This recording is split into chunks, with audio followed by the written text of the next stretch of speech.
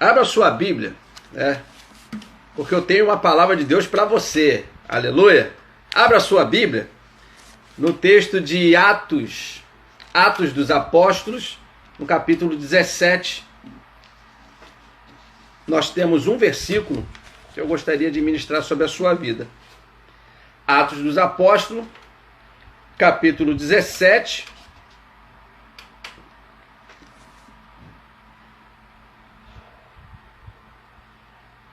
Amém? Glória a Deus. O texto, na verdade, o texto base, vai estar do versículo 1 ao versículo 34, tá?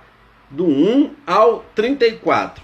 Mas nós vamos ler aqui apenas do 19 ao 23, e você já vai entender onde nós vamos caminhar. Diz assim: e tomando, levaram ao Areópago, tomando Paulo, né?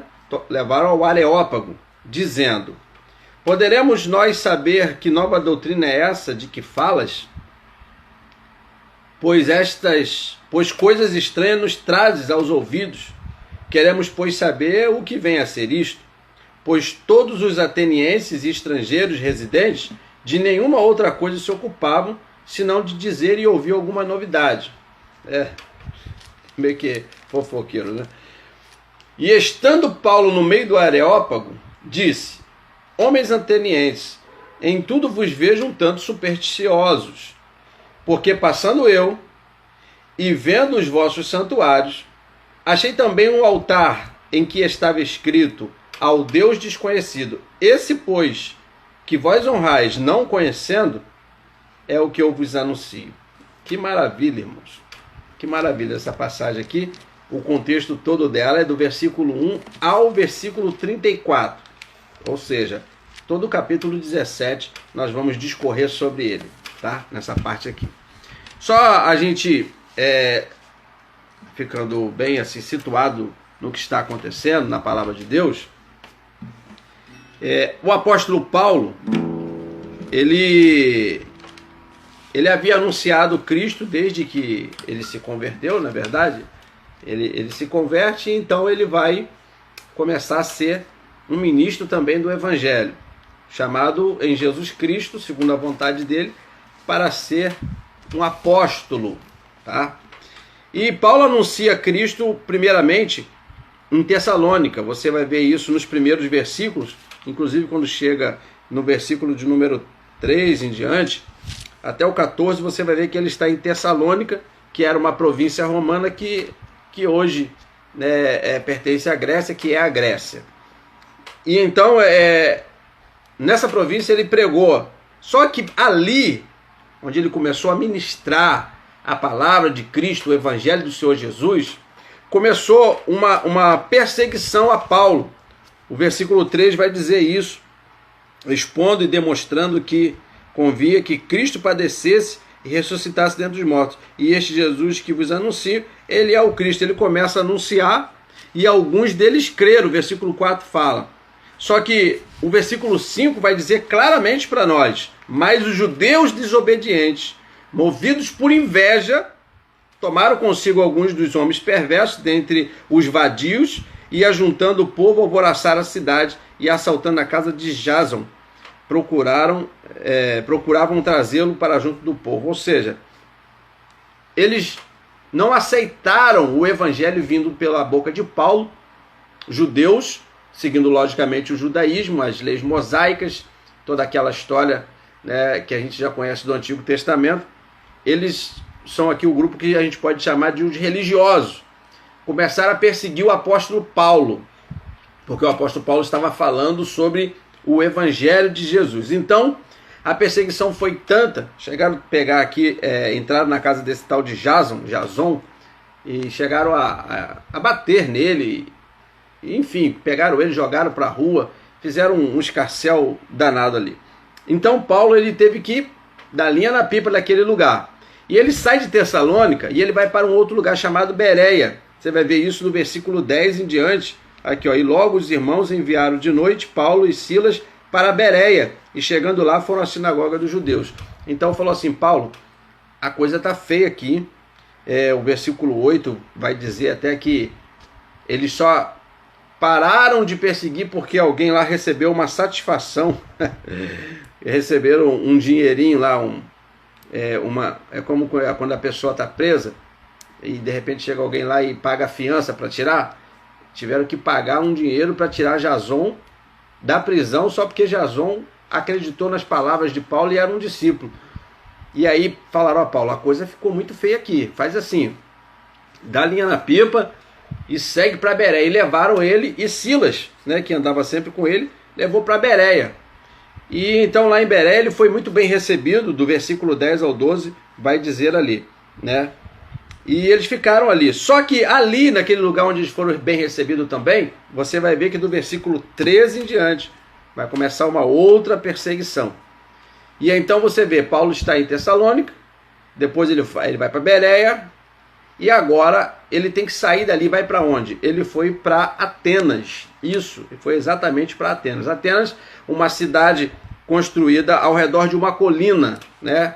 Uma colina, lugar alto, por isso que é uma acrópole, né? Polis, cidade alta, cidade do alto, uma cidade construída no alto, para fins estratégicos de guerra, tanto que foi dedicada lá, essa Atenas, aos deuses romanos, aos deuses gregos e a muitos outros deuses, porque se tinha coisa que eles gostavam era de cultuar deuses. Era mais templo e altares para deuses, para ídolos pagãos, do que moradores naquele lugar. Então o que acontece?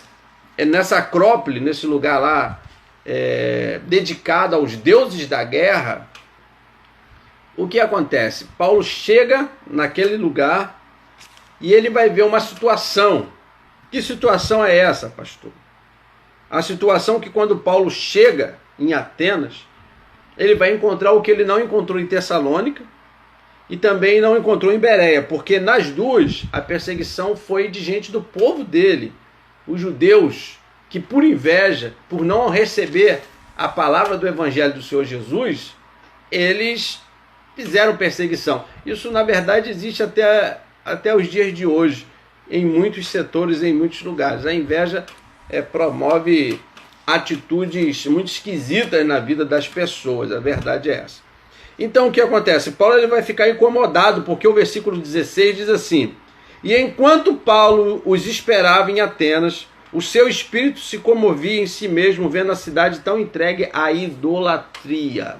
Agora eram os religiosos, mas do outro lado, não do aspecto daqueles, porque os judeus eles perseguiam, mas eles sempre adoraram um único Deus. Um único Deus. É uma religião monoteísta. Tá?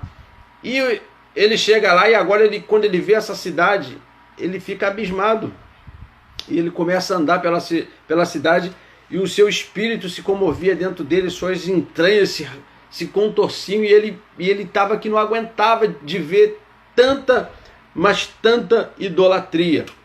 E provavelmente poderia perguntar: poxa Deus, eu estava tão bem lá em Tessalônica pregando, houve uma perseguição, mas era mais acessível. Lá em Bereia, melhor ainda, porque os irmãos bereanos, eles são uma bênção, irmãos. Esse texto do capítulo 17 ensina o crente a verificar nas Escrituras se aquilo que ele está ouvindo da palavra de Deus está conforme nas Escrituras.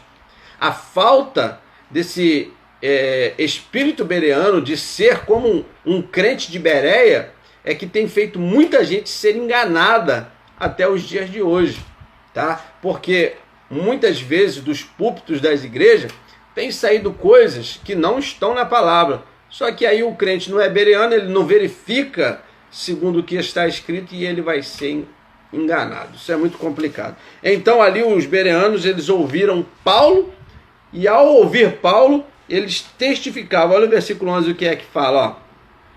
Ora, estes de Bereia foram mais nobres do que os de Tessalônica, porque de bom grado receberam a palavra, examinando cada dia nas Escrituras se estas coisas eram assim. Olha só, que maravilha, né? Eu estou pregando a você, e aí você vai ter o seguinte papel: não é só ouvir, mas é ter uma Bíblia ao seu lado e com essa Bíblia você verificar se o que eu estou falando está de acordo com o que está escrito aí na sua Bíblia, na sua palavra. Isso é ser um crente bereano.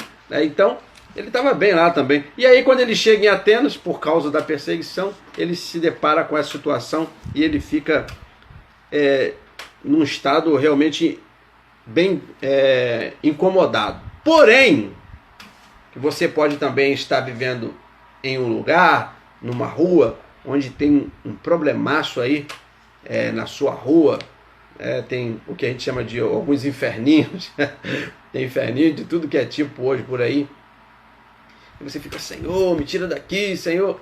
Deus pode te tirar daí, pode te levar a um lugar mais de paz, mas sabe, se você está aí ainda, é porque tem um propósito, e Paulo encontrou o dele. E Paulo, colérico que era, ele falou: eu preciso agir, eu preciso tomar uma atitude. Eu não vou ficar aqui apenas vendo essa coisa e não fazer nada, cruzar os meus braços e ver a banda passar, não. Paulo, ele fica incomodado com o pecado da cidade, mas aí Paulo em Atenas, ele faz alguma coisa. E aí o que ele tem como arma naquele lugar? A palavra, o conhecimento que ele recebeu, toda a formação que ele recebeu, mas agora ele tem a palavra. E então, irmãos, no meio de toda aquela idolatria, no meio de toda aquela confusão, traduzindo para os dias de hoje, não adiantava só chegar e falar assim: olha, vocês têm que se converter. Ele tinha que entender o assunto que os atenienses, como disse aqui o texto que nós lemos, né? E os estrangeiros que ali habitavam, tinha que entender a linguagem dele, porque ali tinha os gregos, né? E os gregos eram pessoas que eram voltadas para o intelecto, o raciocínio, a ciência, a sabedoria, o conhecimento. E Paulo, então, ele vai parar ali e ele vai fazer alguma coisa. E ele vai disputar. Maravilha, irmãos. Ele já tinha disputado as escrituras. Disputado não é no sentido de ser melhor do que o outro, não. Não é isso que eu estou dizendo, não. A disputa é a questão de confronto, de mostrar através da palavra. Ele já tinha feito isso com os judeus, né, com os religiosos. Agora ele vai começar a falar com os filósofos. Olha, que aleluia! Que glória a Deus, irmãos. Maravilha. E ali é interessante que você vai ver no versículo 18, que diz assim, aliás, o 17 e 18: de sorte que disputava na sinagoga com os judeus e com os religiosos, todos os dias na praça com o que se apresentavam.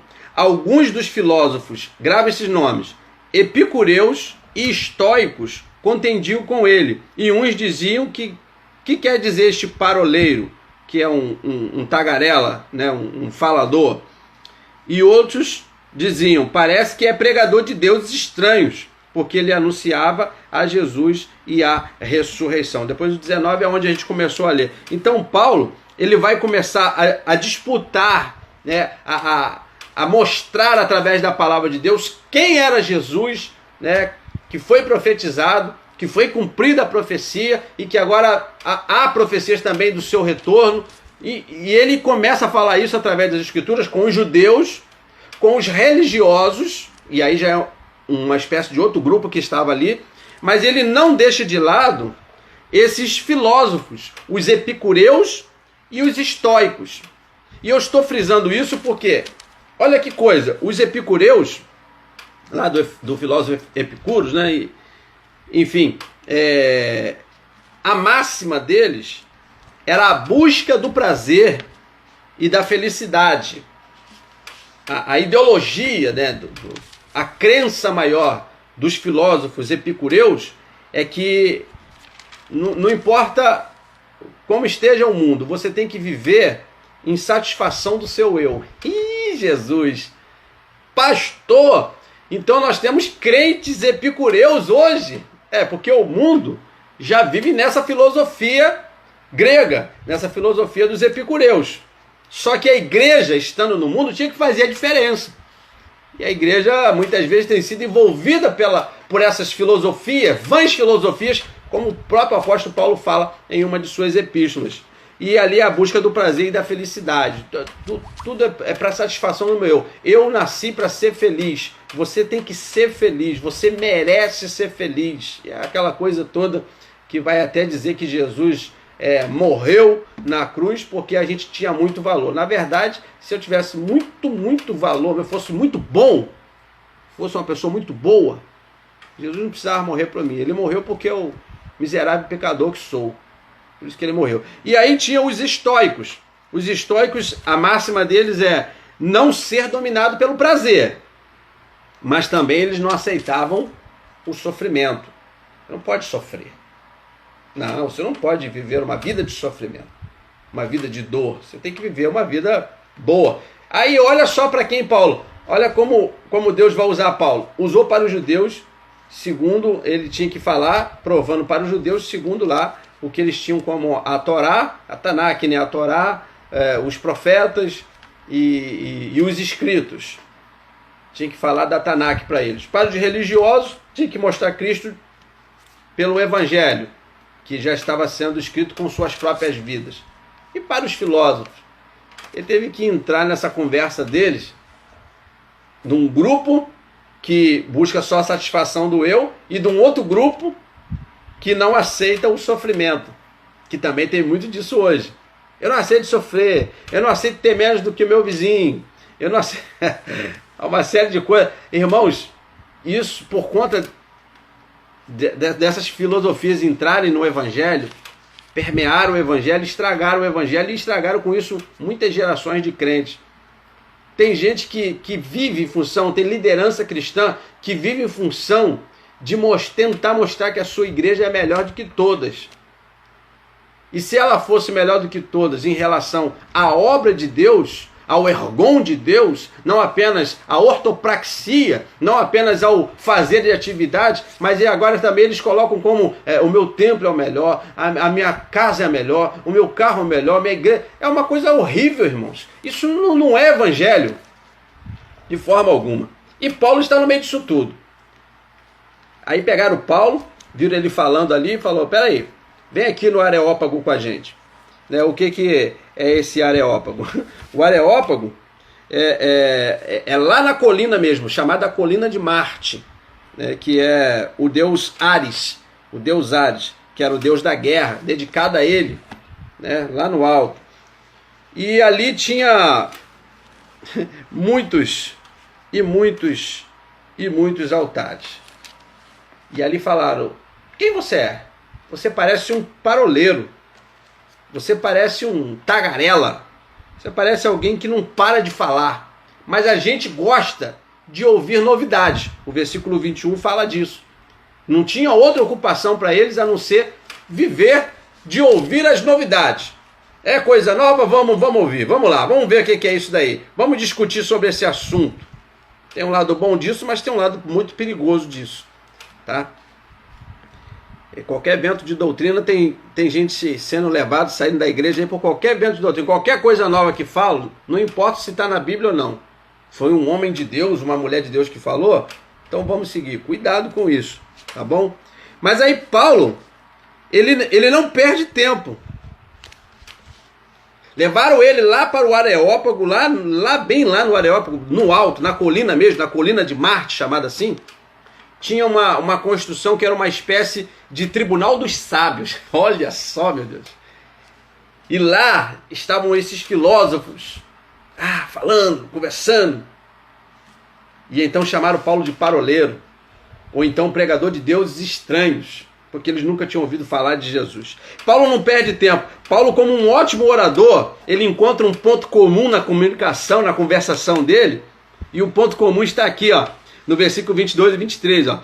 E estando Paulo no meio do Areópago, lá nesse tribunal dos sábios, lá na colina de Marte, disse, homens atenienses, em tudo vos vejo um tanto supersticiosos, porque passando eu e vendo os vossos santuários, achei também um altar em que estava escrito ao Deus desconhecido. Esse, pois, que vós honrais não o conhecendo, é que eu vos anuncio. Ponto para o apóstolo Paulo. Ele viu que eles eram supersticiosos, a ponto de fazer um altar para um Deus desconhecido. Alguém que eles por medo de esquecer de alguma divindade, eles criaram um altar para ou agradar essa divindade, ou não ficar sem o seu favor, ou pior ainda, não receber nenhum tipo de castigo. Mas aí eu entro um pouquinho com a história aqui, que Paulo ele vai falar desse Deus desconhecido, porque Paulo, olha a importância de estudar, irmãos, de você realmente ler, estudar, se formar e se aprofundar nas ciências, né, que ajudam a entender melhor a Bíblia, a palavra de Deus. Paulo aqui também pode ser considerado como um grande filósofo, além de apóstolo. Ele vai falar sobre Epimênides. Não está escrito aqui, mas quem conhece a história sabe do que eu vou falar. Porque lá na ilha de Creta existiu um profeta que na época de Paulo, um pouco antes da época de Paulo, existia um profeta chamado Epimênides. Pode pesquisar aí no Google, você vai ver Epimênides. E esse homem ele vai ser usado para essa situação aqui que veio muitos anos depois na vida de Paulo. Por quê? Houve uma praga, uma pestilência que matou muita gente naquelas redondezas, né, daquela parte da Grécia, de Atenas, aquele povo todo ali. E então começaram a chamar os sábios, os astrólogos, os sacerdotes, para cada um tentar descobrir o porquê que está acontecendo e o que fazer para parar aquela praga. E eles faziam de todas as técnicas sacerdotais que eles sabiam da época, os riscos de fígado de animal sacrificado, eles tentavam ver nada, a leitura das nuvens, as ofertas no pé dos carvalhos e dos pinheiros, e tentaram fazer de tudo ali, e nada. Tomaram lá os seus chás alucinógenos para entrar em transe, sonhar e ter interpretações, e não conseguiram nada, nada vezes nada. E então, depois de tentar muita coisa, lembraram que existia alguém na ilha de Creta, que era um profeta, e esse profeta chamado Epimênides foi chamado da ilha de Creta para onde eles estavam ali em Atenas, para que tivesse uma direção de Deus para resolver aquele problema, parar aquela praga, aquela peste que estava acontecendo. E então, na época desse Epimênides, como um bom pregador, ele também vai exortar o povo, vai falar de toda a idolatria, vai denunciar o pecado, porque o profeta ele faz isso, ele não se cala diante do erro. Mas o que vai acontecer? Epimênides ele vai falar o seguinte: peguem ovelhas, muitas ovelhas, e vamos lá para o alto, lá onde tem o tribunal dos sábios, na colina de Marte. Colocaram todas elas lá e falou: e agora o que nós fazemos? Solte as ovelhas, deixe que elas vá procurar um lugar para pastar. O lugar que elas pararem e se deitarem, ali é um lugar onde tem que ser feito uma verdadeira adoração, um sacrifício, né, no caso sacrifício, um holocausto ao Deus de Israel, ao único Deus, ao Deus Todo-Poderoso. Eles falaram: só isso? Só isso. E então, conta a história e os bons historiadores que as ovelhas começaram a sair dos lugares onde tinham os santuários. Saiu daqui, saiu dali, porque ali, irmãos, em Atenas, tinha mais de 30 mil, mais de 30 mil imagens, irmãos. Era mais imagens do que moradores naquele lugar. Olha o tamanho da idolatria. E as ovelhas foram saindo daquele lugar onde que era o culto a isso, culto aquilo, imagem daquilo, imagem disso, imagem daquilo. Elas foram saindo e elas pararam num lugar e pararam e deitaram. E então o profeta falou: aí é o lugar que deve se levantar um altar a Deus. E então o animal foi sacrificado, foi feito pelos sacerdotes judeus morando ali o sacrifício, adorou-se a Deus, a praga acabou. Só que o profeta foi para casa e eles continuaram sem saber quem era esse Deus. E então, como eles eram supersticiosos, para não deixar de ter mais um altar, eles deram o nome a um altar, a esse altar de ao Deus desconhecido. E Paulo, ele sabia dessa história. Paulo sabia dessa situação que aconteceu com o profeta lá atrás. E então Paulo, ele usa agora de muita sabedoria de Deus, de muita inteligência, e ele pega dentro do próprio assunto, porque ele andando, vendo toda a idolatria, ele achou esse altar, que já estava perdido no meio de tantas imagens, porque cresceu muito e muito mais depois desse episódio de Epimênides. E estava aquele altarzinho escrito, ao Deus desconhecido. E aí quando levaram Paulo para o tribunal, Paulo fala, vocês são supersticiosos, porque vocês levantaram um altar há muito tempo ao Deus desconhecido e vocês nem sabem quem é esse Deus. Pois bem, esse Deus que vocês honram sem conhecer, e tem muita gente assim hoje, infelizmente, na obra de Deus, honrando a Deus sem conhecer a Deus, infelizmente. E aí, Paulo ele fala o seguinte, olha, a esse Deus que vocês honram sem conhecer, é o Deus que eu estou anunciando. É dele que eu quero falar para vocês. E Paulo, então, aproveitando aquela situação, aí agora sim, a partir do versículo 30, ele vai apertar o discurso agora. Falou, bom, agora que vocês me deram a oportunidade, agora vocês têm que ouvir. Agora vocês vão ter que ouvir o que eu tenho a dizer para vocês. O que é que eu tenho a dizer para vocês? Olha só, versículo 28 em diante. Porque nele vivemos, e nele nos movemos e existimos. Isso é a palavra também do profeta Epimênides. Ele pregava esta palavra aqui. Paulo está falando a linguagem deles, para eles entenderem que era um profeta da região deles, que havia falado isso há muito tempo, e eles não acreditavam. Como também alguns de vossos poetas disseram, somos sua geração. Sendo nós, pois, geração de Deus, não havemos de cuidar que a divindade seja semelhante ao ouro, à prata, ou a pedra esculpida por artifício de imaginação dos homens. Mas Deus, não tendo em conta o tempo da ignorância, anuncia agora a todos os homens, em todo lugar, que se arrependam. Aí começou, ó. Olha a palavra do homem de Deus verdadeiro. Ish Elohim, o homem de Deus. Olha só. Porquanto tem determinado um dia em que com justiça há de julgar o mundo, por meio do homem que destinou. E disso deu certeza a todos, ressuscitando dos mortos, falando de Jesus. E como ouviram falar da ressurreição dos mortos, uns escarneciam e outros diziam acerca disso te ouviremos outra vez. Quando ele falou que Jesus ressuscitou dos mortos, falou, ó, uns começaram a escarnecer, tá maluco, voltou a parolear. O outro falou, desse assunto vamos ouvir outra vez. E assim Paulo saiu do meio deles, todavia chegando alguns homens, a ele creram, entre os quais foi Dionísio, Areopagita, uma mulher por nome Damares, e com ele outras pessoas também. Paulo ele apertou o discurso, porque, irmãos, falar sobre Deus, muita gente aceita, é meio que universal. Mas falar de Jesus, que Jesus veio a este mundo como Filho de Deus, que Jesus morreu numa cruz carregando os nossos pecados, ou seja, morreu no meu lugar.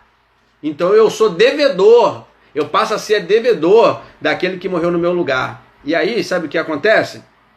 Falar de Deus, todo mundo recebe. Agora, falar de Jesus, do sacrifício da cruz, vai requerer mudança, atitude radical na vida daquele que ouve. Agora não é só ouvir sobre Deus.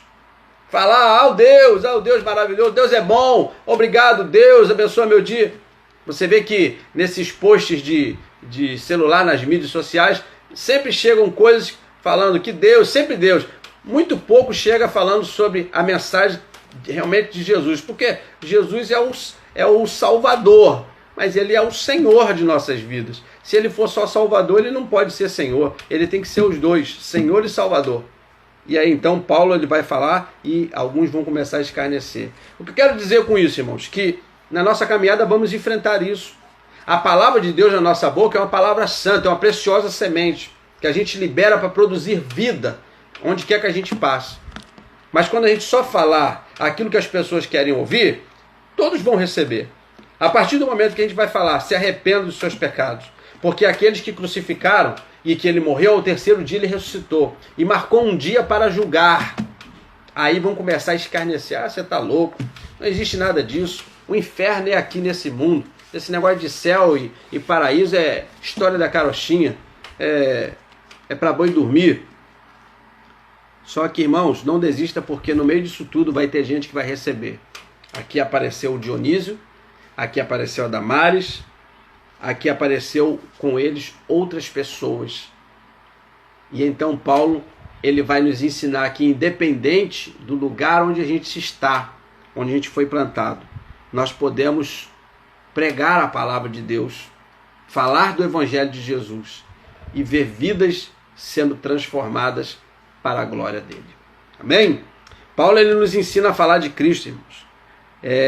A gente só precisa falar realmente a palavra e levar os ouvintes a uma atitude, a uma decisão, porque é essa atitude pública que vai fazer com que o seu nome seja ligado à fé no coração e à confissão com a boca. Paulo fala disso na carta aos Romanos, capítulo 9, capítulo 10, versículo 9 e 10.